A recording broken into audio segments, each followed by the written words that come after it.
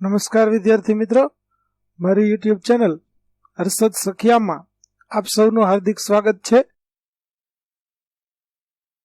મિત્રો, આજના વિડીયોમાં આપણે હિન્દી ધોરણ 8 નો પાઠ ચોથો કે જે દ્વિતીય સત્રની અંદર આવે છે, જેનું નામ છે કર્મયોગી લાલ બહાદુર શાસ્ત્રી, આ પાઠના સ્વાધ્યાયના પ્રશ્નો અને તેના જવાબો વિશે શીખવાના છીએ।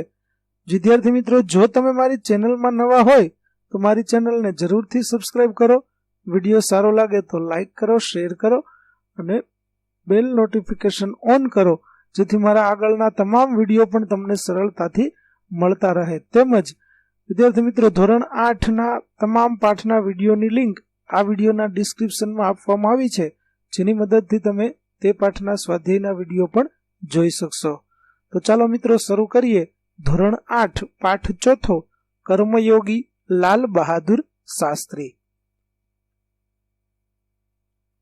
सर्वप्रथम अभ्यासना प्रश्नों જોઈએ।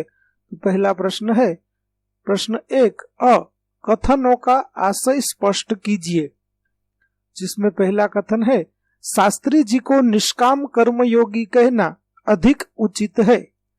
उसका उत्तर है शास्त्री जी के लिए कर्म ही ईश्वर था। बिना किसी फल की आशा के वे संपूर्ण भाव से कर्म में लगे रहते थे। जब भी उन्हें अपने कर्म का फल पाने के अवसर मिले, उन्होंने उनकी अपेक्षा की। फल पाने के लालच में उन्होंने कभी कोई काम नहीं किया।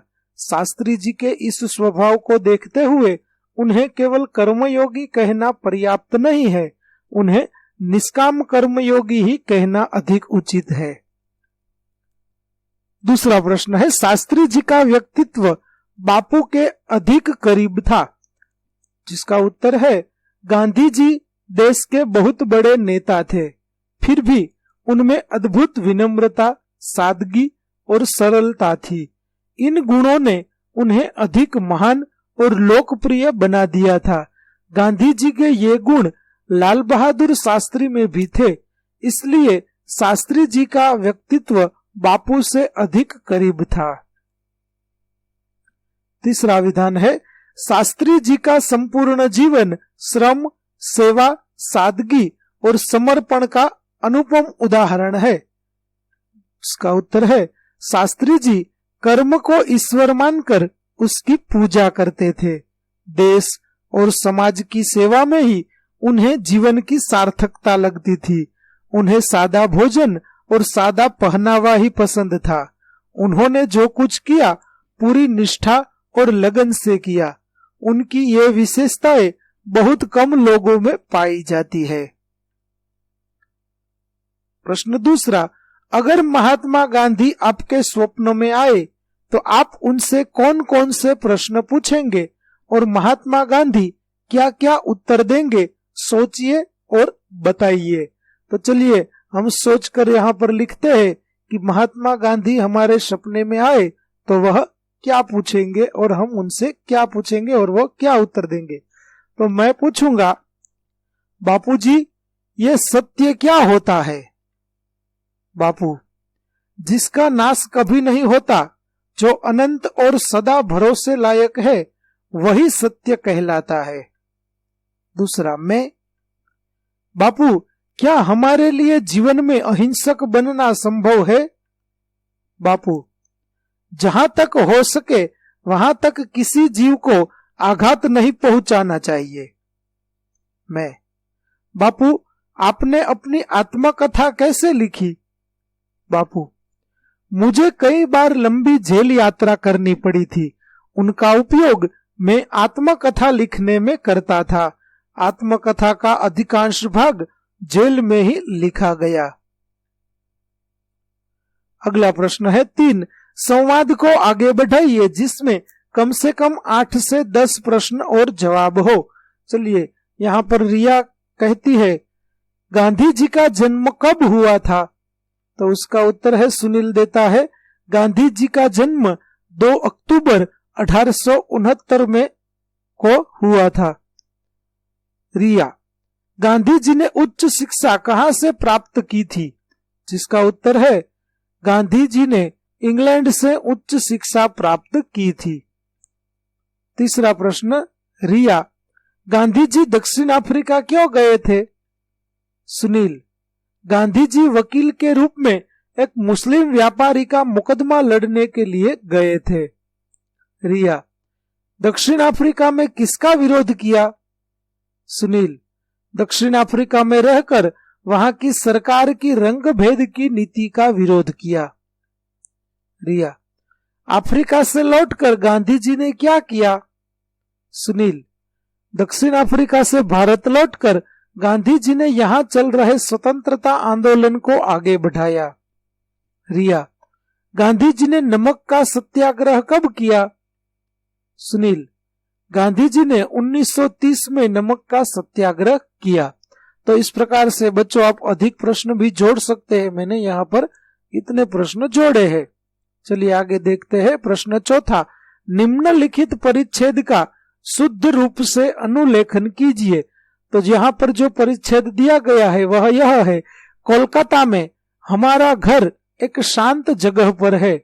हमारे बगीचे की दीवार के उस तरफ एक संकरी सड़क है। यह संकरी सड़क वन प्रांत पर जाकर खत्म होती है। इस सड़क के दोनों ओर मकान है और अधिक यातायात न होने से यह बहुत ही शांत रहती है। सारे दिन इसके आसपास गिलहरियां एक दूसरे का पीछा करती है। हमारे आसपास के पेड़ों पर अनेक प्रकार के पक्षी दिखाई पड़ते हैं। सारा दिन हवा में पक्षियों का संगीत तैरता रहता है। यहाँ पर अभ्यास के जो प्रश्न है वह समाप्त होते हैं। अब है स्वाध्याय के प्रश्न, जिसमें पहला प्रश्न हम देखते हैं। प्रश्नों के उत्तर लिखिए। पहला प्रश्न, शास्त्री जी ने देश की किस आकांक्षा को पूरा किया, कैसे? जिसका उत्तर है, प्रधानमंत्री के रूप में पंडित नेहरू एक समृद्ध राजनीति छोड़कर गए थे।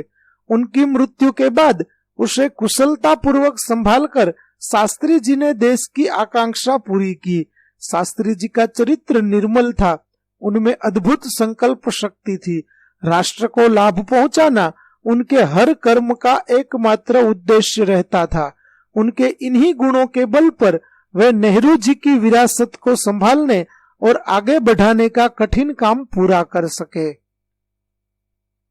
दूसरा प्रश्न है, लाल बहादुर शास्त्री पर गांधी जी के आदर्शों का क्या प्रभाव पड़ा? उसका उत्तर है, लाल बहादुर शास्त्री का जन्म एक साधारण परिवार में हुआ था और उसी में उनकी परवरिश भी हुई। प्रधानमंत्री जैसे ऊंचे पद पर पहुंचने पर भी वे सामान्य ही बने रहे। विनम्रता, सरलता, सादगी और जन सेवा की भावना उनके व्यक्तित्व के अभिन्न अंग बन गई थी। ये सारे गुण महात्मा गांधी के थे, जो शास्त्री जी में अपने आप आ गए थे। गांधी जी की तरह उन्होंने अछूतोद्धार कार्यक्रम भी चलाया। इस प्रकार लाल बहादुर शास्त्री पर गांधी जी के आदर्शों का गहरा प्रभाव पड़ा था। शास्त्री जी के संसदीय जीवन की शुरुआत कैसे हुई? तीसरा प्रश्न है, जिसका उत्तर है, शास्त्री जी में कार्य के प्रति गहरी निष्ठा थी। वे मेहनत करने की अदम्य क्षमता भी रखते थे।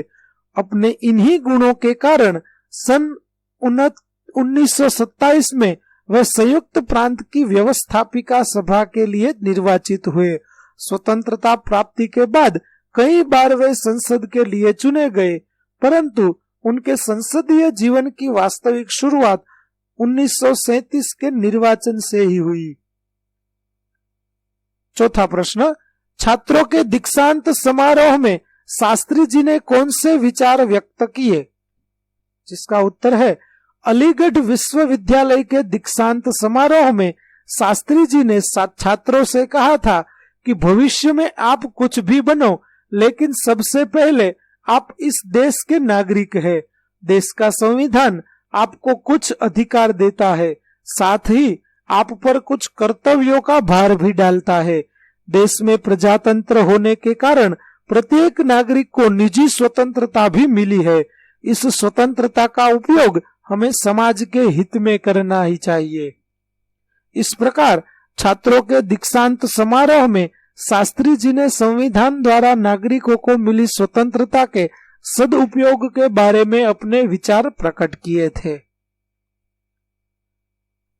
प्रश्न 2, परिच्छेद में रेखांकित शब्दों के अर्थ शब्दकोश में ढूंढकर उन्हें शब्दकोश के क्रम में लिखिए।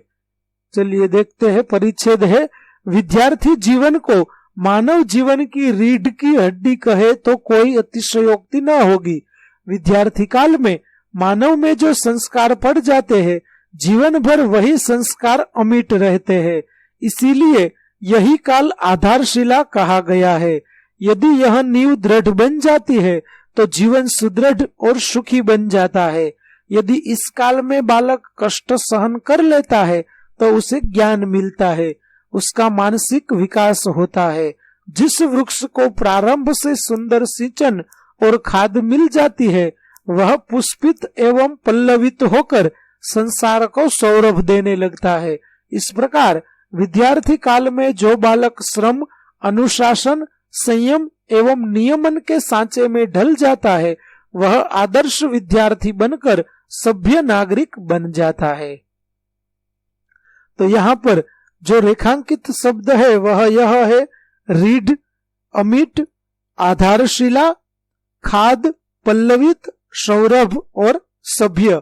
अब हम शब्दकोश में से इनके शब्द के अर्थ ढूंढ कर देखते हैं। तो यह हो गए, पहला है रीढ़ जिसका अर्थ होगा मेरुदंड, दूसरा है अमिट जिसका अर्थ होगा अटल, तीसरा है आधारशिला जिसका अर्थ होगा नींव, चौथा है खाद जिसका अर्थ होगा जमीन का उपजाऊपन बढ़ाने वाला पदार्थ, पांचवा है पल्लवित जिसका अर्थ होगा विकसित जिनमें पल्लव लगे हो, और छठा शब्द है सौरभ जिसका अर्थ होगा सुगंध, सातवां शब्द है सभ्य जिसका अर्थ होगा शिष्ट।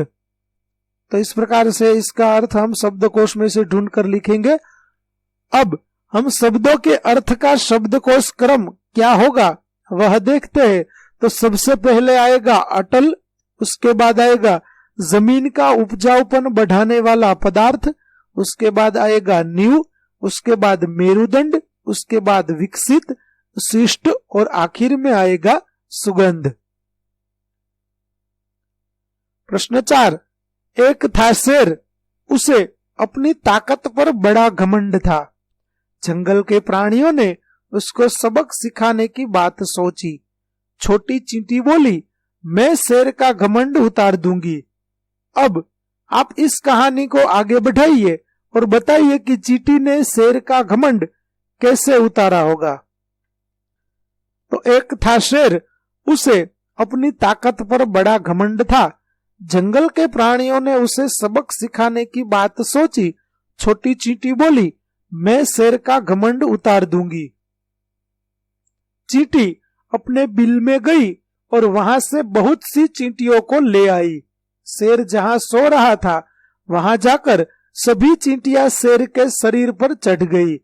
वे उसके पेट, पीठ और टांगों में बुरी तरह काटने लगी। शेर उन्हें अपने पंजों से मारने की कोशिश करता था, तब वे उसके बालों में छिप जाती थी। थोड़े ही समय में शेर आकुल व्याकुल हो गया। उस चींटी ने उससे कहा, वनराज, इन चींटियों से परेशान होना आपको शोभा नहीं देता। आपको तो अपनी ताकत पर बहुत घमंड है ना। शेर ने कहा, चींटी बहन, मैंने तुमसे हार मान ली। अब मैं कभी अपनी ताकत पर घमंड नहीं करूंगा। मैं शेर हूं तो तुमने सवा शेर बनकर दिखा दिया। जंगल के प्राणियों ने खुश होकर चींटी का विजय जुलूस निकाला। तो इस प्रकार हम अपनी कहानी पूरी करते हैं। विद्यार्थी मित्रों, અહીં આપણું પાઠ 4 લાલ બહાદુર શાસ્ત્રી એના સ્વાધ્યાયના પ્રશ્નો અને જવાબો છે તે પૂરા થાય છે। આગળના પ્રશ્નો પાઠના સ્વાધ્યાયના વિડીયો મેળવવા માટે મારી ચેનલને જરૂરથી સબસ્ક્રાઇબ કરો। આપને આ વિડીયો કેવો લાગ્યો તે કમેન્ટ કરી મને જરૂરથી જણાવજો। વિડીયો જોવા બદલ આપનો આભાર।